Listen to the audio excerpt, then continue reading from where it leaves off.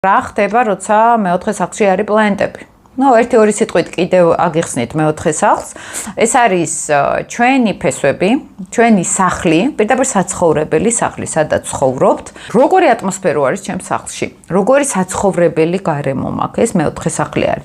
ბავშვობის პირველი წლები დაბადება მეოთხე სახლთან არის ჩვენ დაკავშირებული და პლანეტები მიანიშნებს როგორი ღრმა ბავშვობა ქონდა ადამიანს, როგორი საცხოვრებელი ქონდა ბავშვობაში. მაგალითად ვოჯახდებით, ისიც მეოთხე სახლი არის, ხო? პლუს რამდენად გვაქვს ჩვენ პირადი კერძო საკუთრება. მეორე სახლის კერძო საკუთრება არის ჩემი პირადი ნივთები, ჩემი უძრავი ქონება, მეოთხე სახლი არის ბინა, საცხოვრებელი ადგილი, უფრო ხომ? და ასევე დამოკიდებულება ჩემ ოჯახის წევრებთან. ეს არ არის ნათესავები, ეს არის უფრო დედა, ზოგთან მამაც არის ხოლმე, მაგრამ უფრო ოჯახის წევრები. აი, რამდენად ადამიანს ქონდა ემოციური კავშირი ოჯახში, რამდენად ემოციური ზრუნვა ქონდა, როგორი ატმოსფერო ქონდა ოჯახში, პირდაპირ სახლში უშუალოდ. ზოგჯერ შეიძლება არ იყოს გარე გამოხატული მოვლენები და იყოს ეს ყველაფერი შიგნით.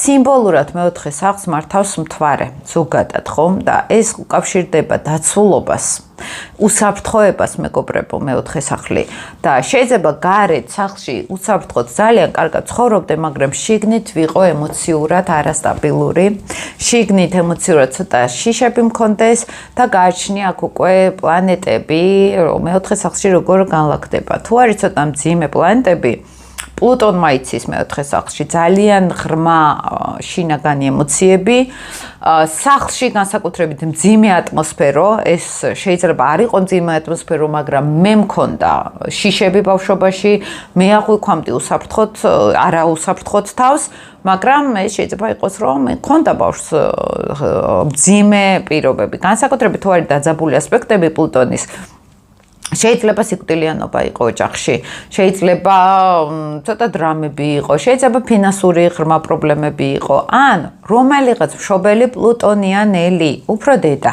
ხო? გავლენიანი ქალების გვარი. მეოთხე სახლს მე პირადად ჩემ გამოცდილებაში რო უყურებ, უფრო არის ქალების გვარი, როგორ იყავს ოჯახში ადამიანს, როგორები არიან. მაგალითად ძალიან ისე მარტივად შეიძლება ითქვას, იუპიტერი თუ მეოთხე სახლში ხვდება, ქალები ჩვენთან იყვნენ განათლებულები, იმიტომ რომ იუპიტერი ცოდნა განათლებას ნიშნავს. ან ქალებისგან მივიღე ძირითადი განათლება.